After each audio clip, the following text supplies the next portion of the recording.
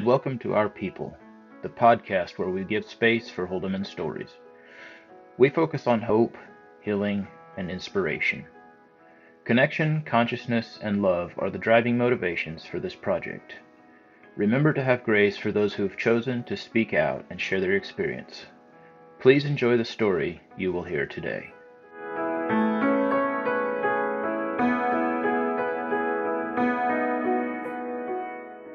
Hi, and welcome to Our People, the place where we give space for Holdeman Stories.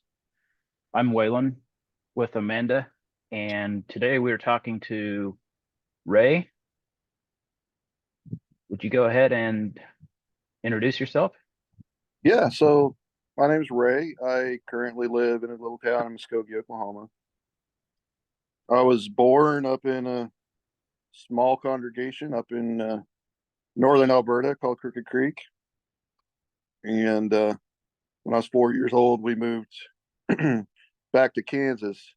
So I was kind of raised in the Fredonia congregation there in Kansas. So, yeah, so, growing up, I don't remember a ton in the Crooked Creek congregation.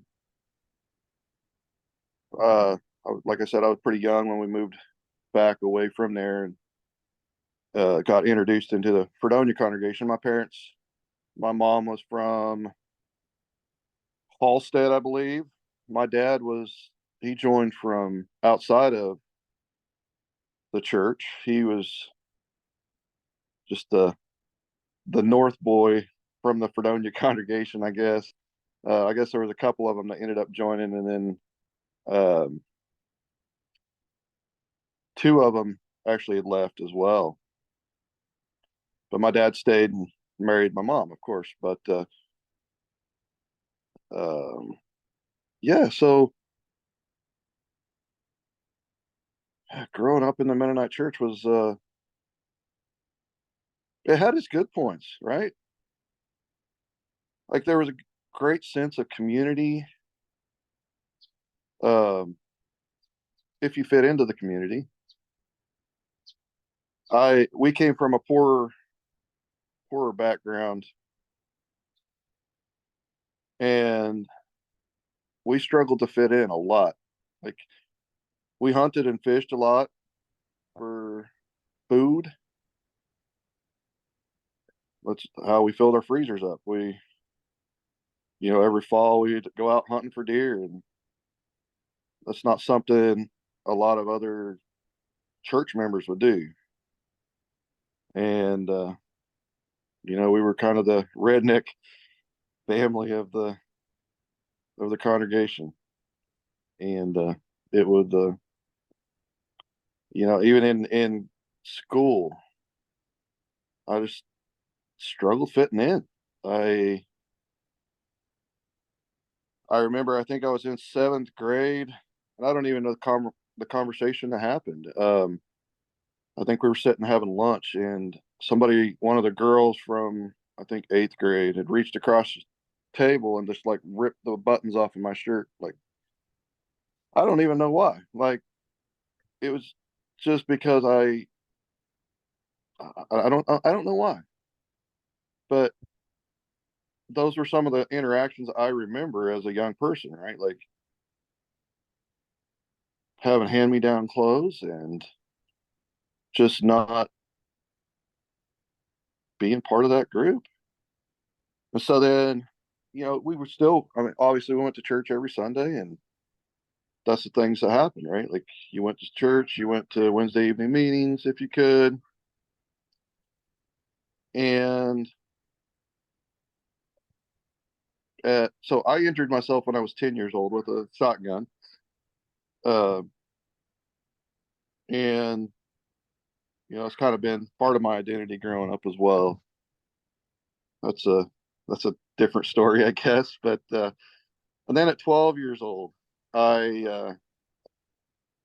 went to a revival meeting, and how they, in the revival meetings, they give opportunity for anybody feeling lost to come up to the front, stand or stand in your bench or whatever that looked like, right? So I stood And I don't remember feeling any different. I don't even remember asking God to forgive me or anything like that. But when I got home, mom and dad thought they saw a difference in me. So we went through the whole process, got, I joined, and it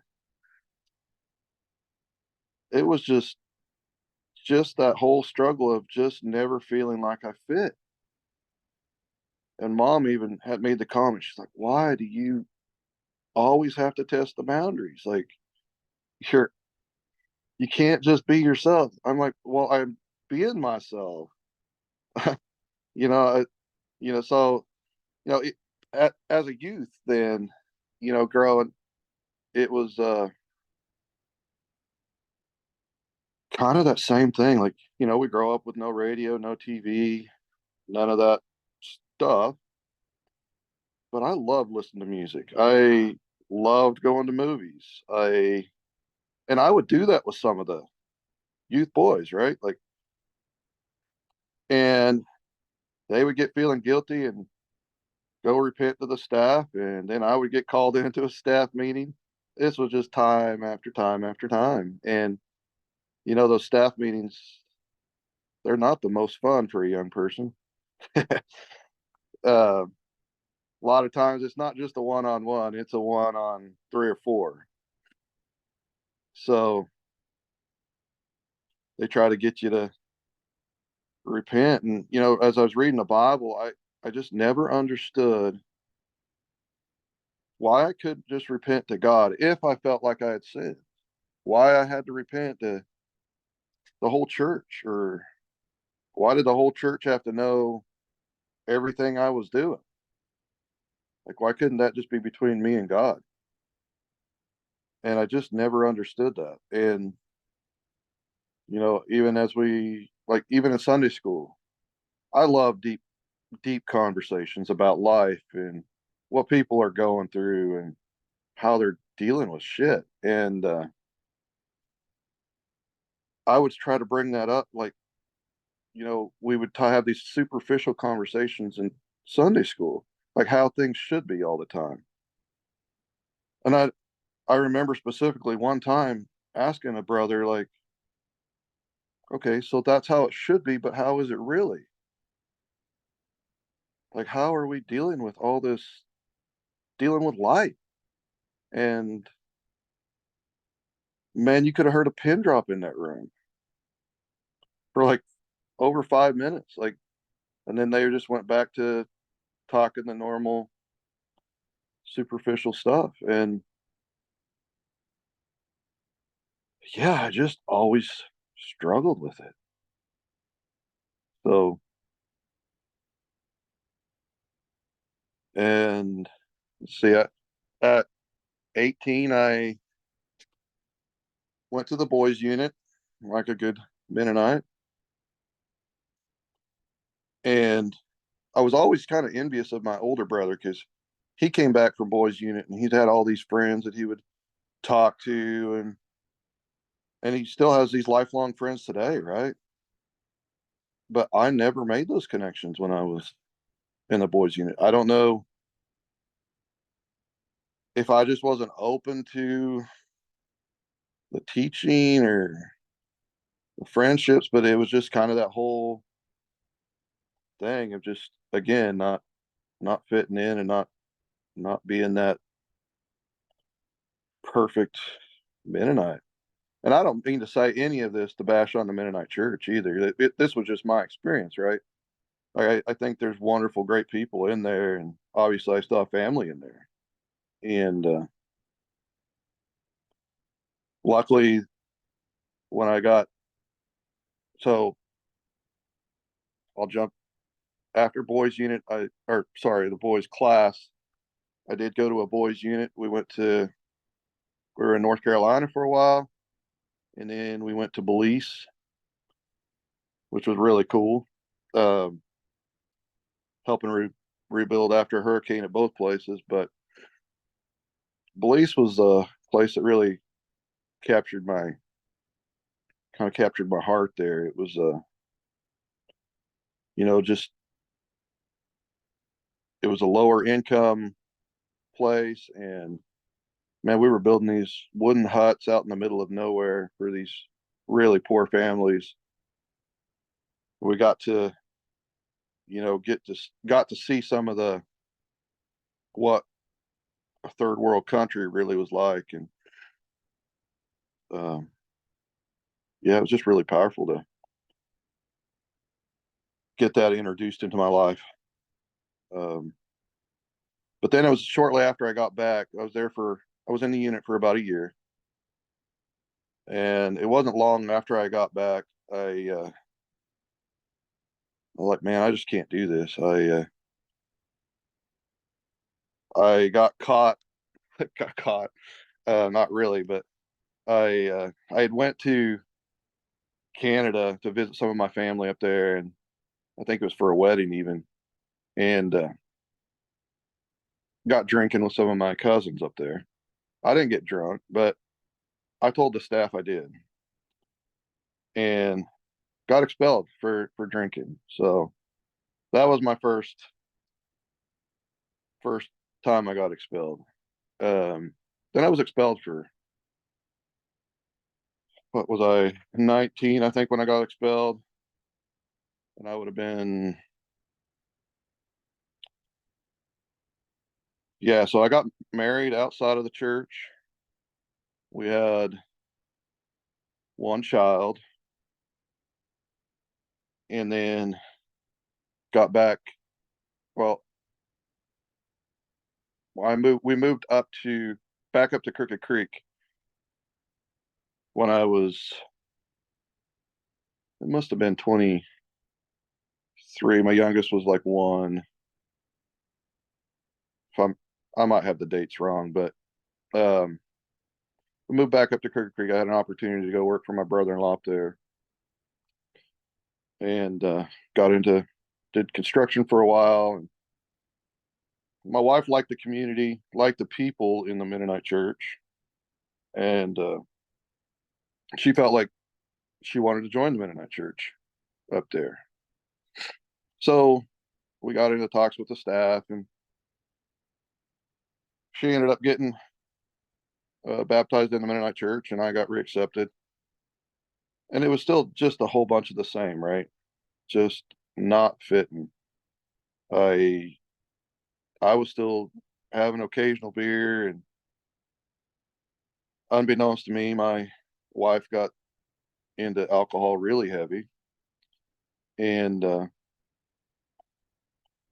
I think that was a lot of her feeling the pressure from the ladies to live up to the standards of the Mennonite church, right? Having to dress a certain way and talk a certain way and just perform a certain way. And it just almost became a performance instead of living that. And I think that's a lot of what, even growing up, that I didn't make the discernment between being spiritual and religious, right? And I think we just really dug into being religious. We knew all the things to say and all the things to do, but our heart wasn't in it, right?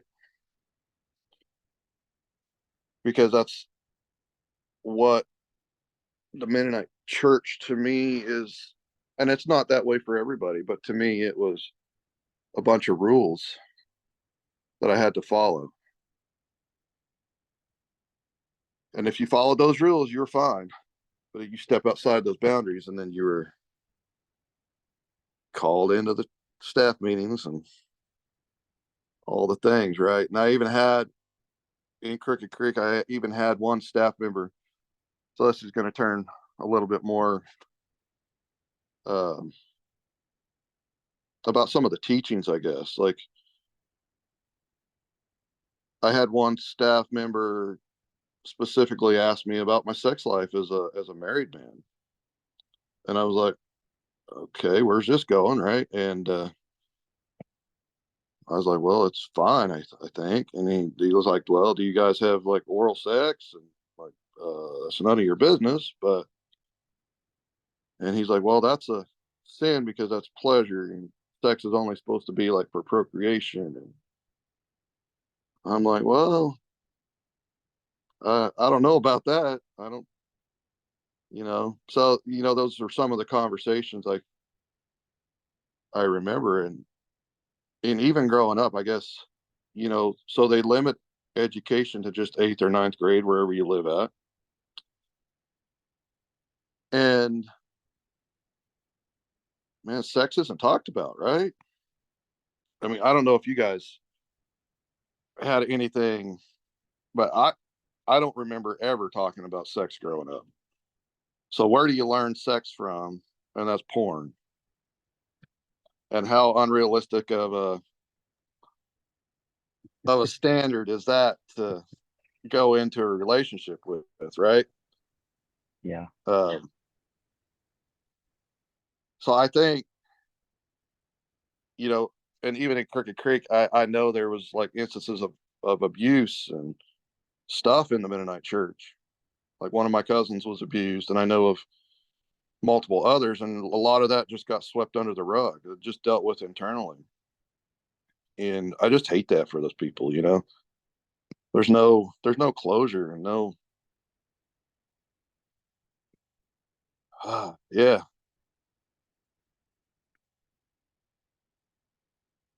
Um,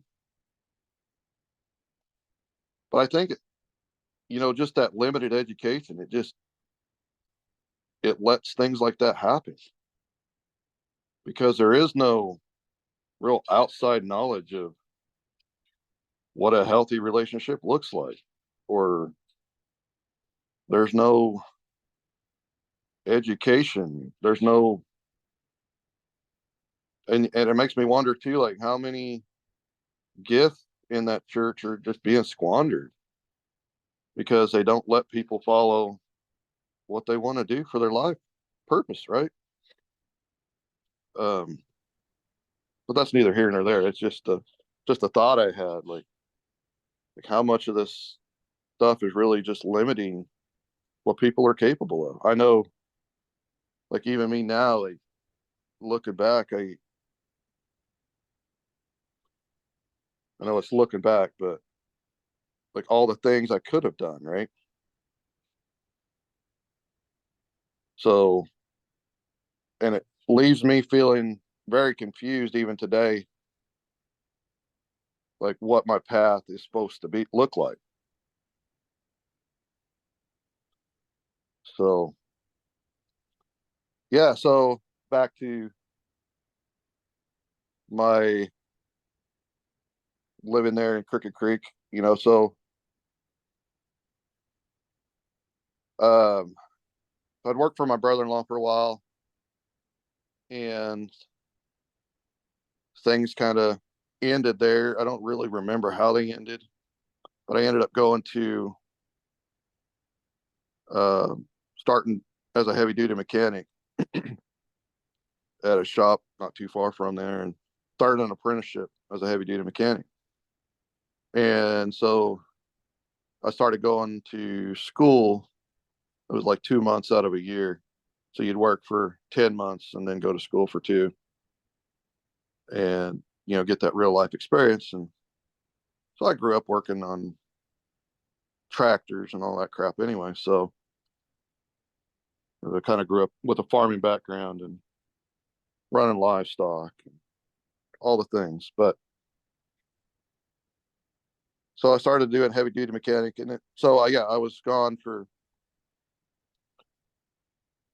2 months. Well, not gone, but so I would leave like Sunday afternoon to go up to the dorm so I could be in class for early Monday morning. It was about a 3-hour drive, I think. So didn't really work to. I mean, sometimes I would leave early in the morning and just like Monday morning and come back Friday evening. But then we'd stay in the dorms there for through the week. I think it was my last year of school, so it'd been about 4 years. Um, my last year of school, very vividly remember my daughter calling me one night. I just finished dinner, and she's like, "Hey, mommy ain't waking up. She's passed out on the floor. She's like, we can't get her to wake up." And so they're like, so I called my brother-in-law. They went over there, and ambulance was called, and she had just drank too much and passed out with the three kids there. And yeah,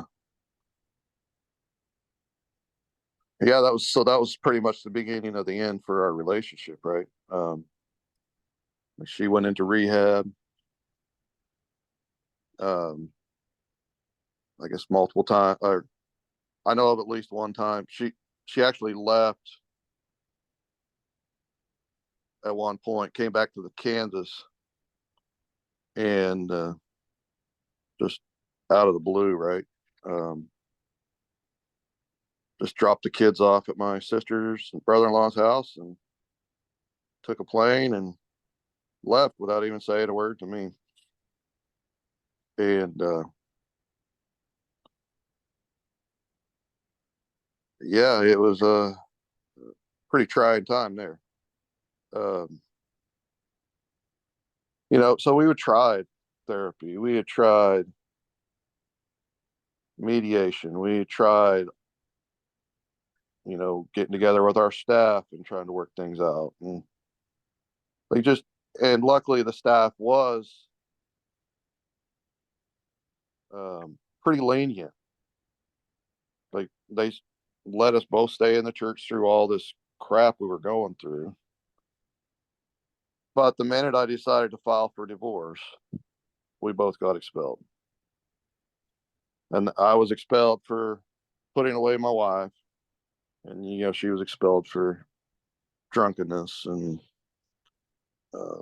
being unfaithful and stuff. So I don't know if you can imagine. I mean, you guys probably have had similar situation where, here I am now, a single dad, essentially full custody of the kids because of her situation, and I'm supposed to still try to make a living. And now this whole support system I had is gone because so I had actually went from I'd completed my journeyman certificate and I just went back to doing carpentry with another person there. We kind of partnered up because it was just closer to home, easier to manage the kids a little bit. And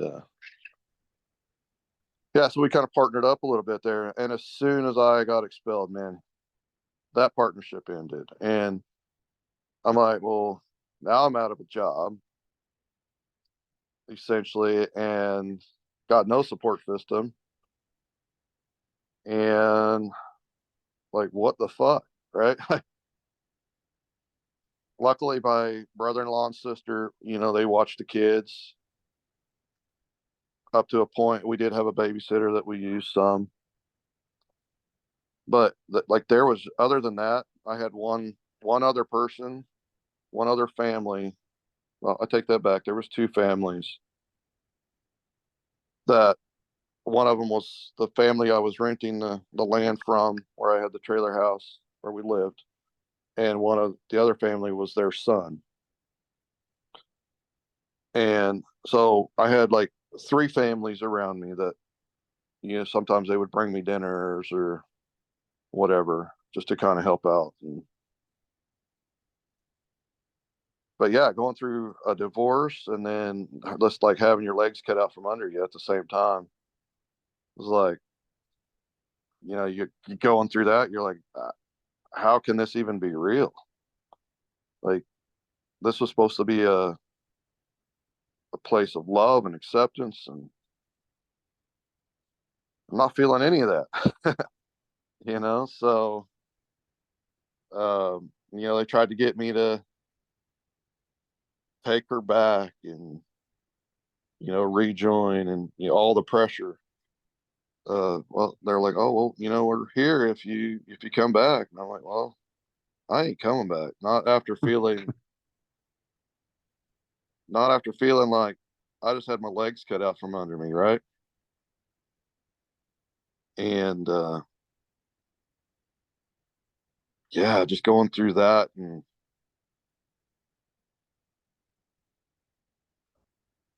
uh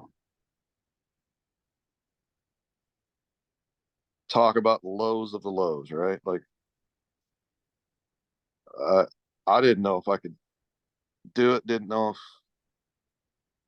so.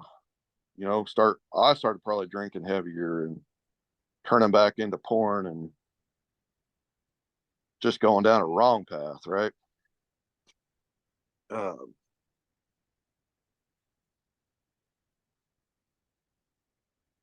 and luckily, I did have those few people around me that did help me. I don't ever remember even drinking to get drunk. I would just drink to numb. Um, and I don't know that I ever got drunk. It was just drinking to numb the feelings, and yeah, just that was a couple years in the making, I guess. And then, see, when my oldest daughter would have been about 6 or 7. Um, we ended up moving. My ex-wife had moved back to, I guess, Oklahoma. That's where her family had ended up being at. So I ended up moving back. I moved back to Kansas for a little bit, and then moved to Oklahoma as well, just so the kids could have some interaction with their mom. And I guess the thing that got me out of all that hate and resentment and put me on a better path was a book called The Shack. I don't know if you guys have read it, but it's a powerful one for me. And so all my life, sorry, I didn't think I'd get emotional.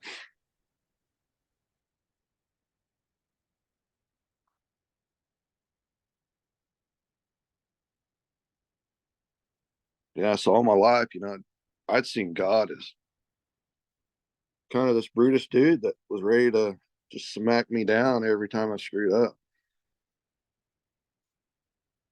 And after reading that book, it like opened up a whole nother set of possibilities of what God could be. And I got to thinking, like, if God is actually this father figure, uh, and if you can correct me if I'm wrong, but that's how it seemed like in that book. Like, God was a father figure that loved us unconditionally. And I was like, man, if he's a father, I'm a father. Like, I would never in a million years just wait for my kids to screw up and be like, ha, got you fuckers, type of thing, like, I wouldn't do that. So I was like, well, I don't think God's doing that to me either. So I got to see him from a place of actual love and compassion, and got to actually start to have the one-on-one conversation with him. Um, and that, I guess, that was my journey back to being spiritual, not religious. And even today, it's kind of hard for me to say I believe in God, just because of that perceived stigma in my brain of what God used to be to me. Because yeah, I mean, like every revival time, you would have to go up in front of the whole congregation and repent like everything you did for the whole year. And I'm like, I never understood that. I was like, why can't I have this relationship with God where I can just come up to Him and if I did something wrong, why can't I just repent to Him? Repent to the party I harmed or whatever it is. But if it's a no harm, no foul, like, why can't I just have this conversation with God? And that's where, after going through all that lows and divorce and abandonment and all that, where I got back to that place of, hey, God's actually pretty cool, like He's not really sitting there waiting for us to screw up. He's not waiting for us just to make a mistake. He's there to walk with us every step. He's not just there when we mess up. So, I still looking for I still think it's important to have like a personally, I like having a church group around me just for the support but everybody has their own path, right? Like, um, but I guess my whole story is like, don't throw the baby out with the bathwater, right? Just because you have a bad experience in one place doesn't mean that we can't have our own personal relationship with God or the Creator, or whatever you want to call it. Mm-hmm. And I just don't.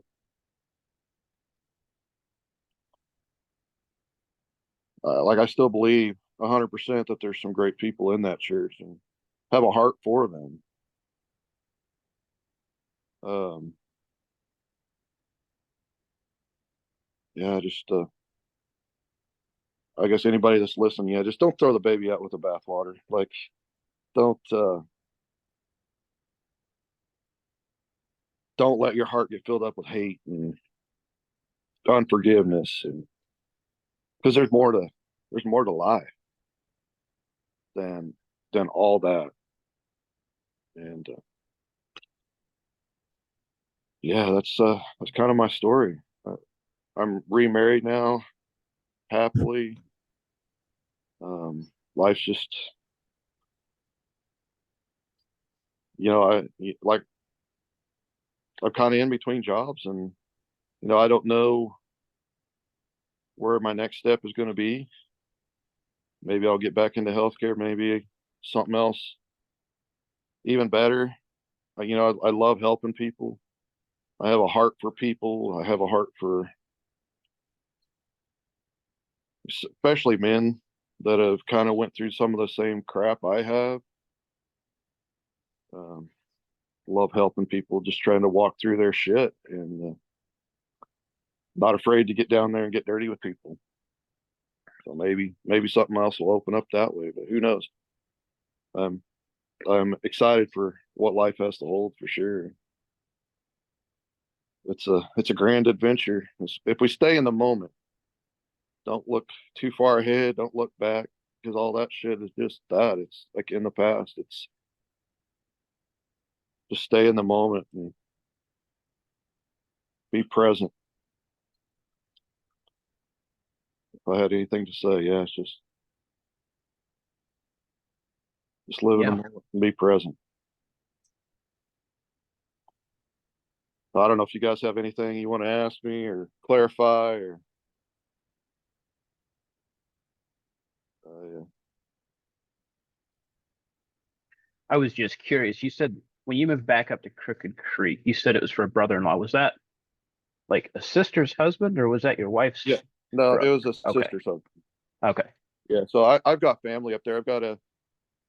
Well, they've actually since moved from Crooked Creek to British Columbia, and they've actually recently left the church as well. Okay. As a, they're all their kids are older, moved out, and they've been on a spiritual journey as well. And it's actually my dad passed away here this last year, and at his funeral, me and my wife had rented a house, and my brother and his wife had they were there with us as well. And it was a place down by the river. They had a beautiful campfire and spot. So my brother-in-law and my sister actually came over one evening, and we just sat around the campfire drinking whiskey. And man, there was so much healing done. Wow. Yeah. So then, are some of your brothers not in the church? My next oldest brother is not in the church as well. And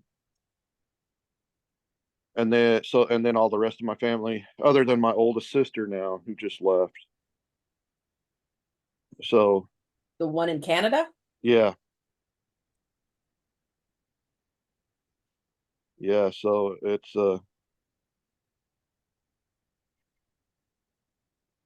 definitely been a journey. So the one in Canada that moved from Alberta to British Columbia, she's the one that helped me with my kids when I was going through my divorce and stuff. So yeah, ever grateful for them. Is she in school? What's that? Is she in school? Your sister? No, no, no. They're older now. She's she's quite a bit older than me. She's in her late 50s. Your parents, they stayed in all the way till their So death? my dad, so like I said, he joined from outside, and I remember him being expelled one time when I was younger. He had a couple times that he was expelled, and I'm not going to go into details about his life, but he struggled as well with all the things. He was a good he was very, I want to say he was spiritual, but there was times that he was the kind of dad that kind of would follow the rules as well, but he wouldn't necessarily do all the things that they said. So when I was expelled, my brother, my next oldest brother, was expelled as well. And we had beer out in the fridge, out in the shop, right? Because mom didn't want it in the house, didn't want it in the premises, to be honest with you. But we had some beers out in the fridge, and dad would go out there to the shop while we were working on cars or whatever. He would have a beer with us, which was kind of cool. We knew he wasn't supposed to do that as a Mennonite, but he would still do it. And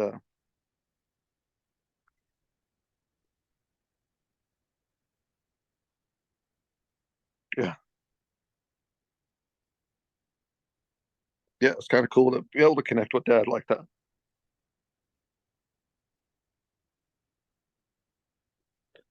Not just a authoritarian figurehead.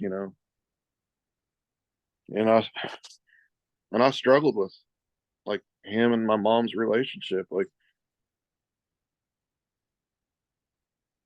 and I see that throughout the whole Holdeman church, where the men just kind of sit around after they get done their day of work, and the women are expected to like put the meals on. And I just hated that. I hated that so much. Like I know you've worked all day, but come on. So is your wife. You know, it drove me nuts. But yeah, it was good to, like, looking back, it was good to be able to connect with my dad on those ways outside of what the Mennonites would expect us to do, right? So I guess a lot of my struggle growing up was like my dad's whole family, other than at the time, his two brothers would have joined the church before I was even born and already left the church. So his whole family, none of them were in the church. So we would have our family gathering and I would get all this outside influence. And I was like, man, these people are actually pretty cool. And, the church is telling us that they're all sinners. And I don't know. They're pretty cool to me. Like, and so I had a lot of that outside influence that a lot of, I guess, regular Mennonites wouldn't have had. And I think that's a lot of where my struggle came from, is trying to match the two worlds, and it didn't make sense.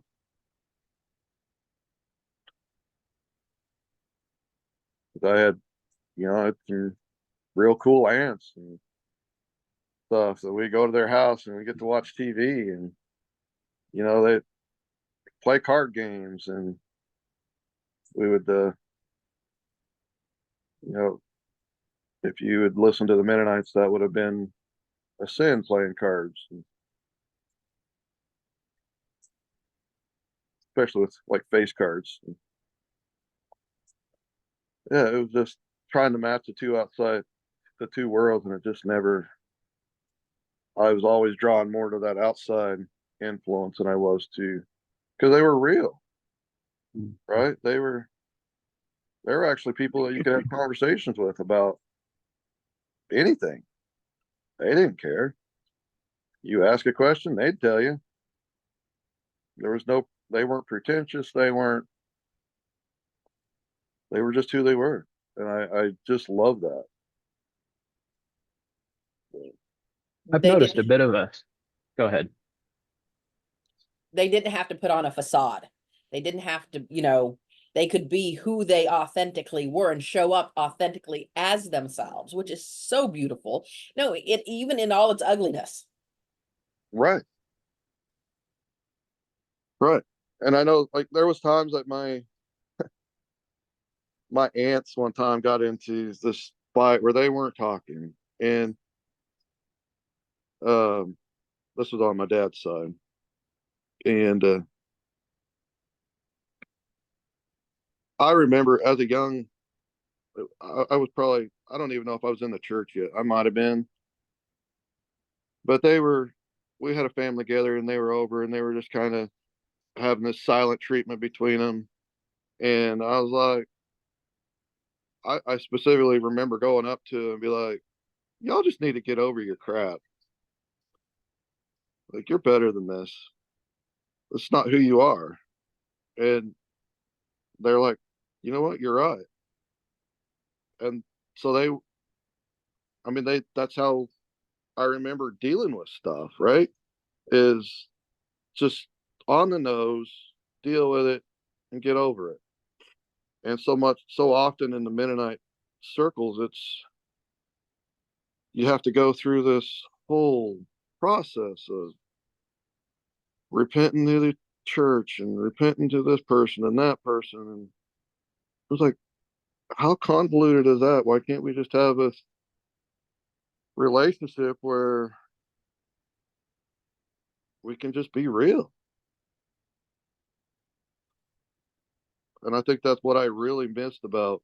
And don't get me wrong, there are some very real people in the Mennonite church, but they're few and far between. To get that one-on-one deep conversation, it was almost non-existent. And I could get that with my dad's family. So, yeah. I've noticed several times that people have talked about feeling like they connected with their dad when their dad was doing something that wasn't really approved of by the church. And so it started a thought process when you said that, and I wonder how much the church's rules actually foster separation or a disconnect. It's interesting that it seems like those connections don't happen until the parent lets go of whatever is, what moves the church out from between them and their child. Right. Well, and, I think that's the part of growing up. I really wanted a deeper connection with my dad. Yeah. And not that we didn't have we had a great relationship, like great memories. All the hunting and fishing we did, man, it was just, I wouldn't trade it for anything, right? But just those little moments of glimpses into, I don't know if it's his more, I can't even say the word, vulnerable side, the side where he just lets himself be who he is, right? Mm-hmm. Instead of that mask of. So I think there is something to that, like that connection of just being who you are in that moment is really powerful. And I think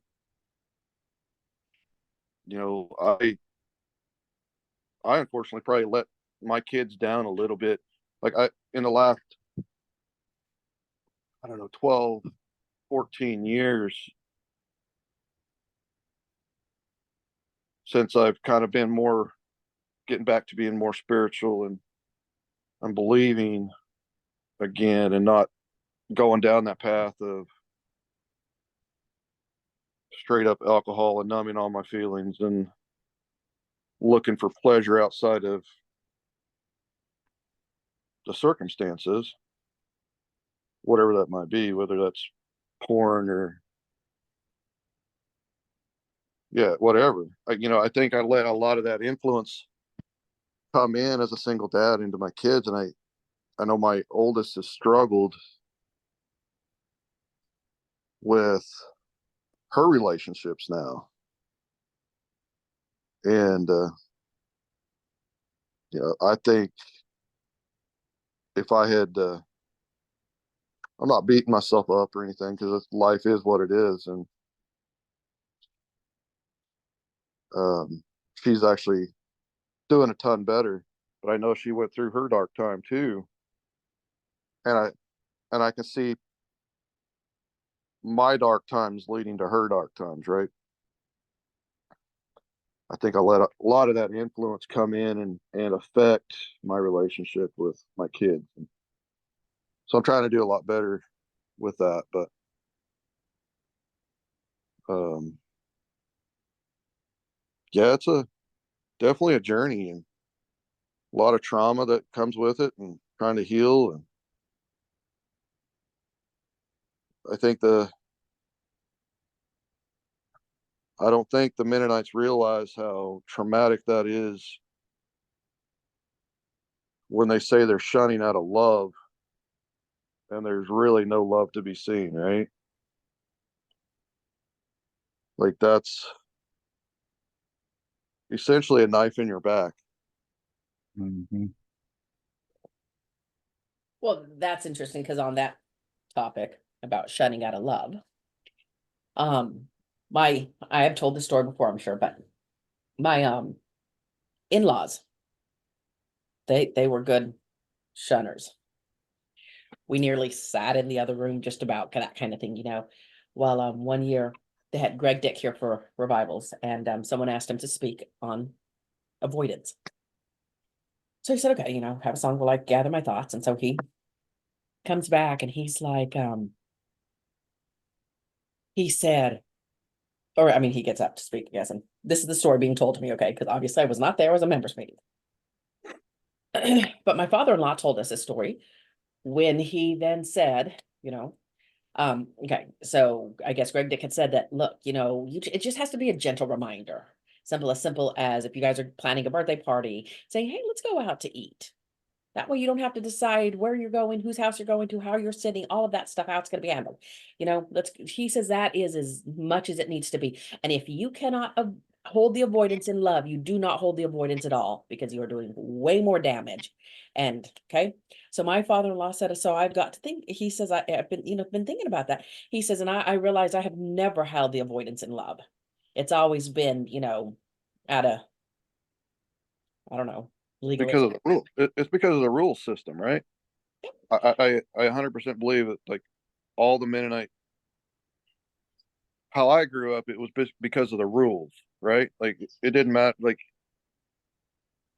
they don't, like, okay, take alcohol, for instance. It's zero. You're allowed zero, even though the Bible says a little wine for the stomach's sake is good for you. But yet they can sit around a table and eat 14 helpings, and that's not a sin. So it never taught us this moderation that we need to have in our life. It never taught us it was either yes or no. It's not, well, I can do this up to a point, but then I have to stop. Like, what, like, I don't know if that makes any sense, but we weren't taught moderation. It was either yes or no. And yeah, it just I think too often, yeah, like you said, I think that the avoidance was held just because that's what was expected, right? Like, and how hurtful is it to walk into church and not be able to shake somebody's hand or give somebody a hug, or you're going through some of the hardest times of your life and you can't hug somebody? Like, that, I never could get that. Like, there's no love in that. And yeah, I'm not sitting here trying to bash Mennonites, obviously. But there's definitely some things that I could see that need change, like education and being able to talk about sex openly, and to, like, there's no taboos. Like, what happens in the bedroom probably should stay in the bedroom, but you can still talk about what a good relationship looks like. You can talk about what the positives in a good relationship, or what not to do. Like, there's just so much that's left unsaid. And then as young people, we're just supposed to know, you're supposed to go into a marriage not dating, and with no guidelines of what, well, not even guidelines, not with no conversation of what a normal sex life is supposed to look like, or what's Or expected. even just general, you don't even know if you really get along when you get married. You don't really know if you like the same things. You basically don't know each other at all. Not just Right. sex, it's everything. It's everything. Yeah. And I hear now that in some of the northern congregations, at least, that they are starting to allow some dating, which is kind of cool. But yeah, it's not, like you said, it's not just about the sex. It's about everything about a relationship. Like, do you like the same things I like? Do you like, how are we even connecting here, right? Like, uh, there's just so much is left out, and conversations that need to be had, like those deep conversations, like that they, like, I could never get hardly anybody to have a deep conversation with me about life and what was really going on, right? Like, how are you and your wife really getting along, or how are, like what's going, like, whether it's, or how's a business partnership getting along, or those deep conversations just would never happen. And you were just supposed to read in between the lines and try to figure it out. And I think that's just so unfortunate for so many people, that because there's more to life than following a set of rules. There's a life to be lived. We're supposed to connect with other people. We're supposed to have relationships, not just superficial going through the motion type of things.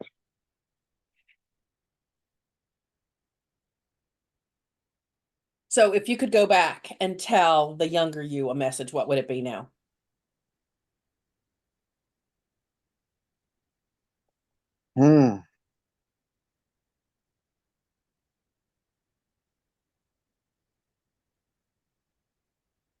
To be true to myself. Not to give in to the pressures that were put on me. Not to, like, I don't want to live in a world of has, would have, should have, could have, right? But yeah, my message to my younger self would just be to be true to myself, be true to that intuition that was telling me to run far and run fast. Like, but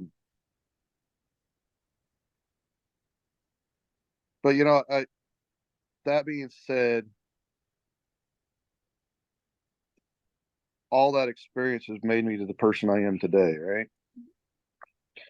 It's brought me to a beautiful wife and beautiful family I have today.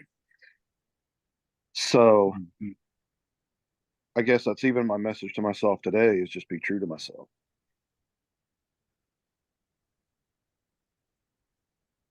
Yeah. And I would encourage anybody that's listening, whether that's in the Mennonite church. I'm sure there's people that listen to this that are in the Mennonite church, but just be true to yourself. There's actually a relationship directly with God that you can have. It doesn't have to go through all the channels that the Mennonite church says you have to go through. It's real and it's personal. I was curious.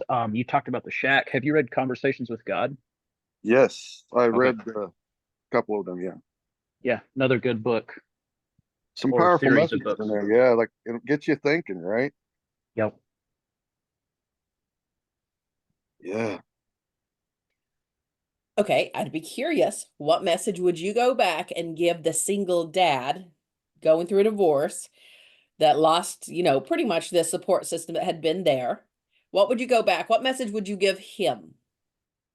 Probably to lean into the true relationships that I did have. I don't know if that's clear or not, but like, Instead of focusing on what you had lost or were losing, to just lean into what you had. And right. Instead of focusing on all that negative crap and going down that darker path, I think I could have avoided a ton of that if I had just leaned into the few friends that I did still have, and really just connected more with that instead of letting all the negative take over. Yeah, I would definitely say lean into the positive, because there is positive in every situation. We just tend to focus on the negative, and then what we think becomes reality, unfortunately. So I think I took myself unnecessarily down a darker path than I had to take. And yeah, just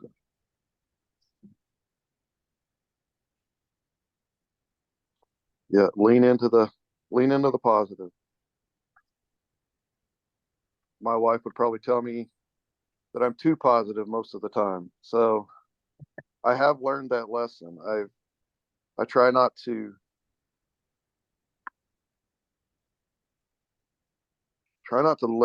look at too much negative, and I've learned to forgive, because if you don't forgive, it's like carrying this bag of poison around with you, hoping the other person dies, man. I don't know if that's, because forgiveness is for you, it's not for the other person. Yeah, just learn to forgive.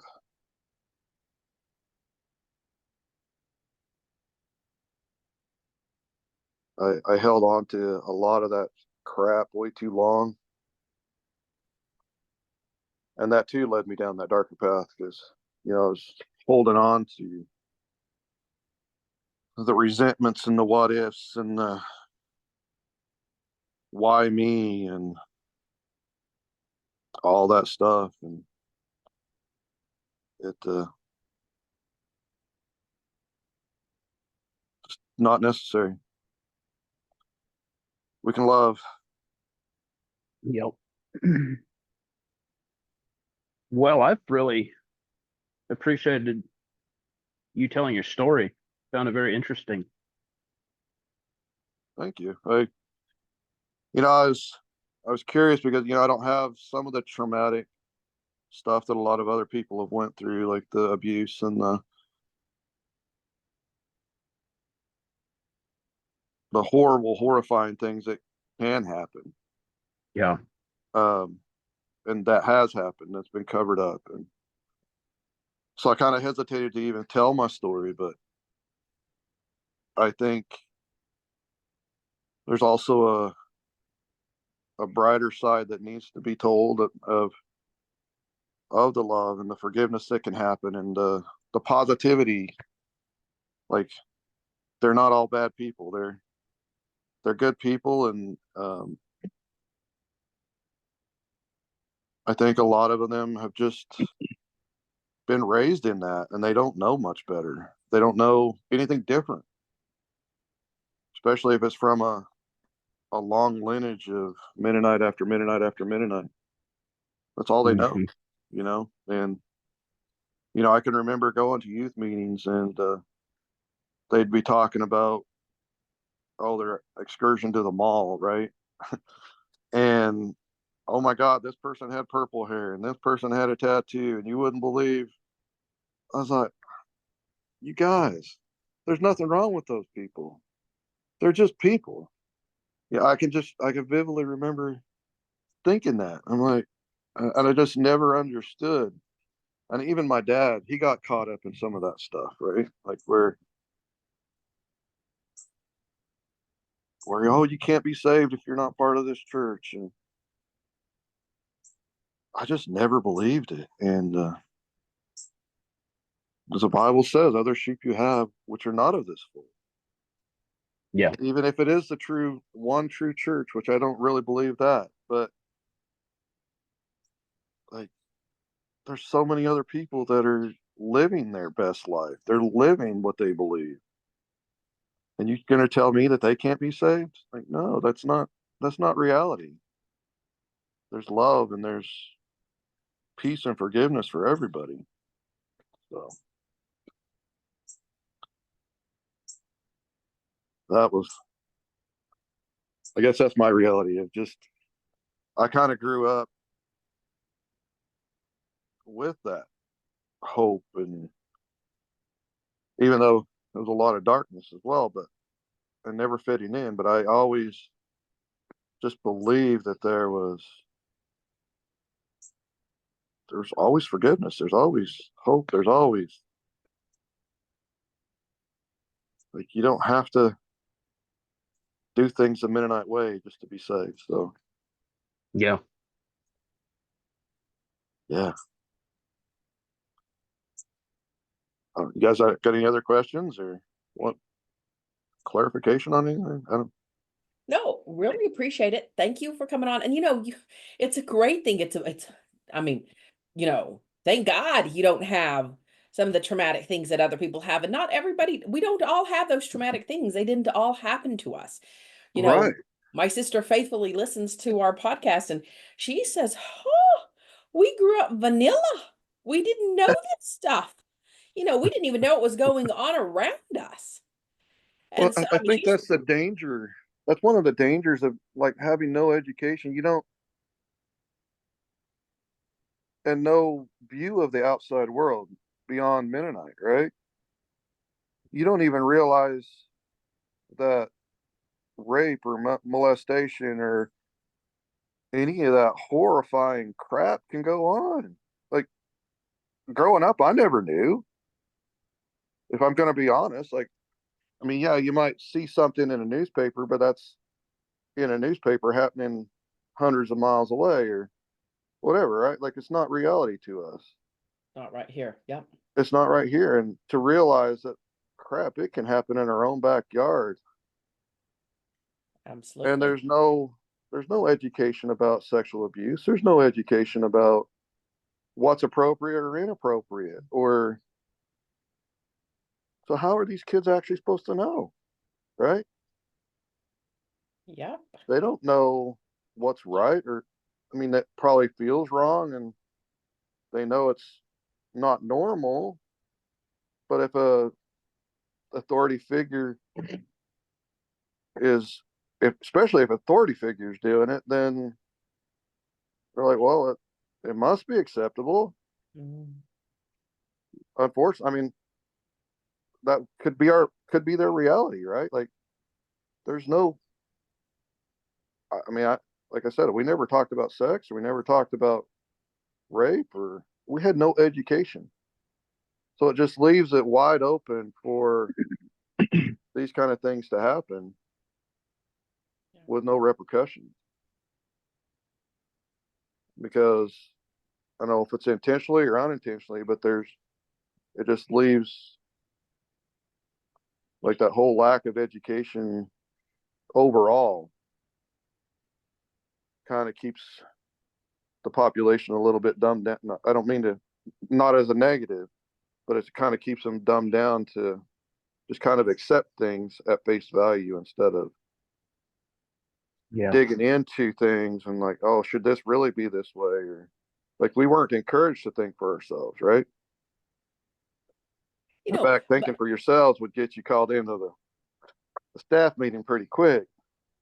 There's so many, self-help books and for as much reading as Mennonites do, you would kind of think that at some point some of them would find those and then quietly share that with their friends or their children and things like that, their parents, and that because you keep saying that there, no education, but that is the emotional maturity, that would be so helpful to have and to come in. But then they wouldn't even really have the place to really even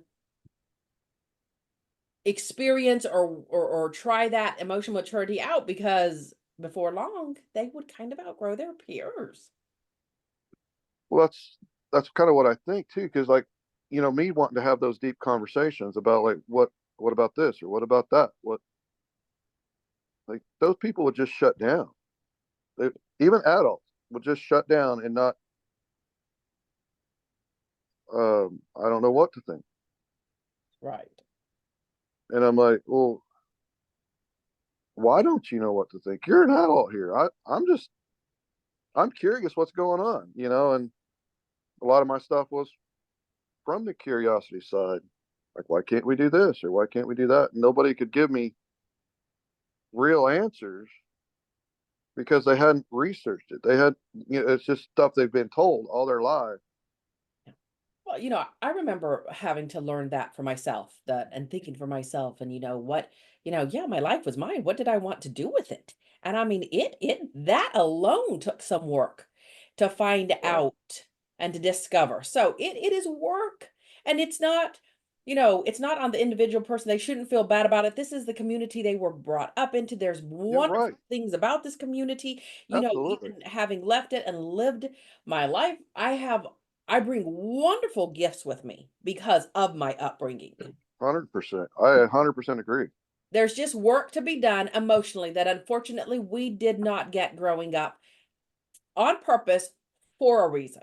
So, Yes, I 100% agree with that. Like even now today, like just a couple weeks ago, I'm going through like this growing journey myself. Like in the last, even so, the last 10 years,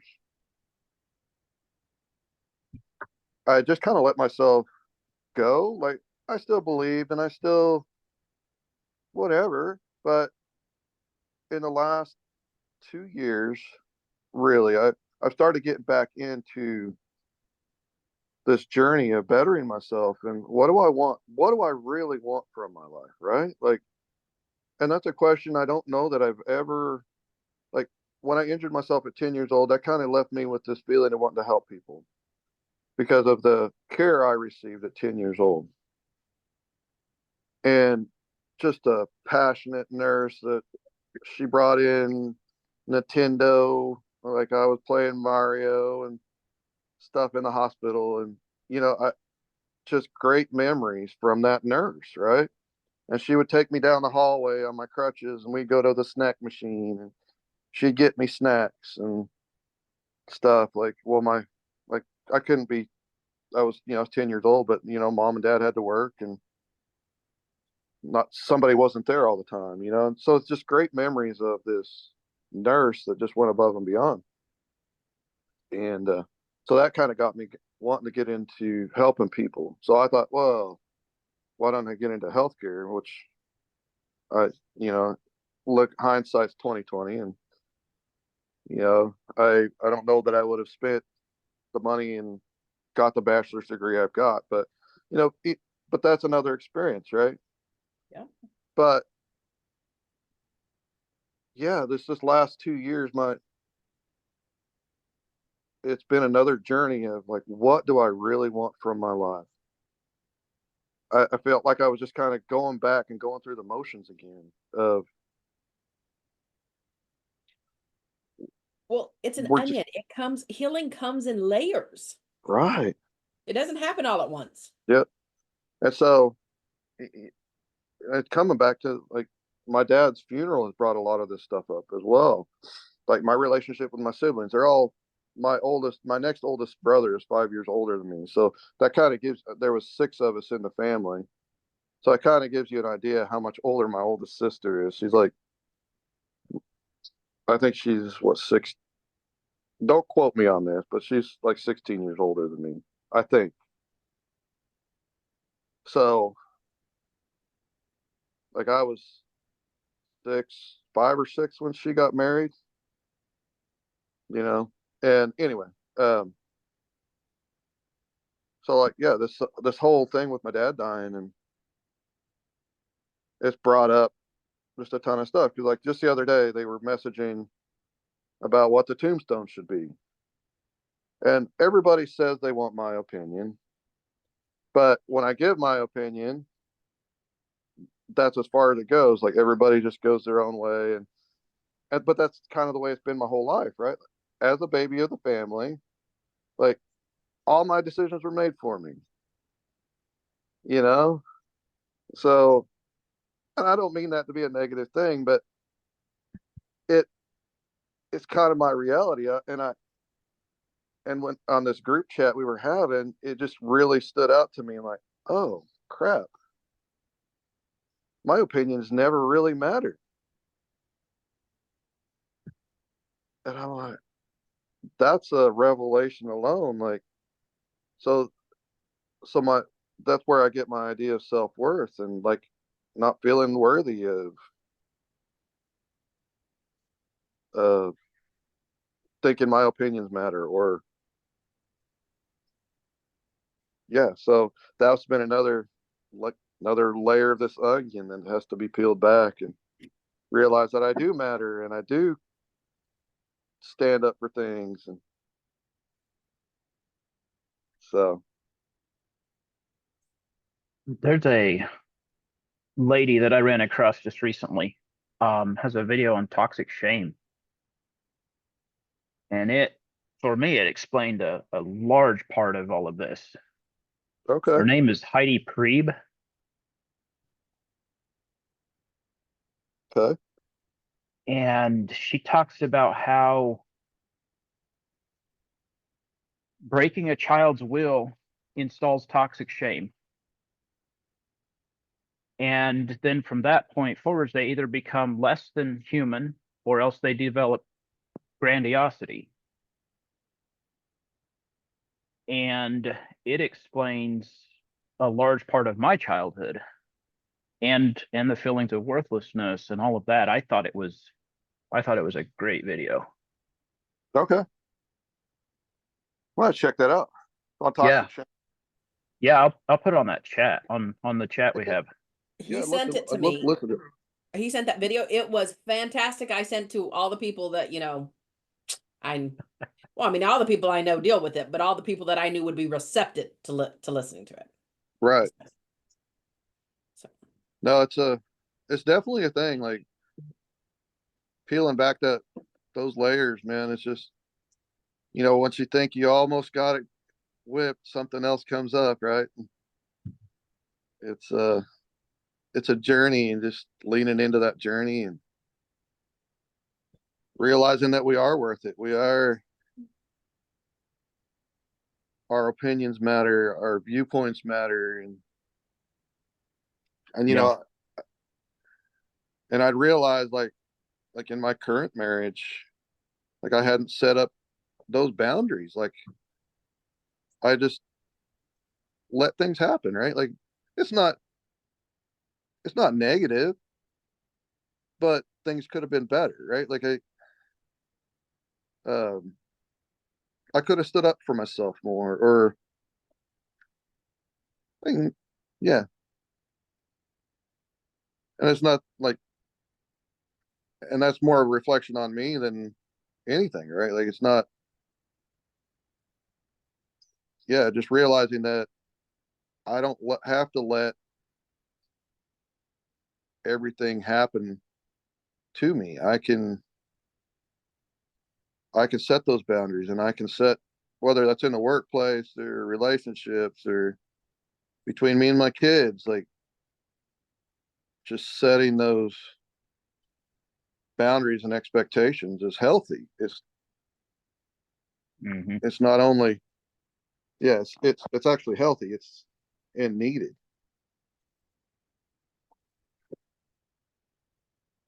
It's just definitely a journey. Absolutely. Well, Raymond, thank you once again for coming on. We really appreciate it. Yeah. So thanks for having me. Absolutely.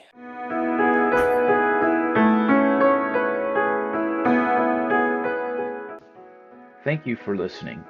It is an honor to connect with our guests, and we wish the best for them as well as our listeners. Remember to like and subscribe for more episodes. Our People can be found on all major podcast platforms as well as YouTube. If you are interested in sharing your story, please contact us at ourpeoplepodcastteam@gmail.com. Thank you.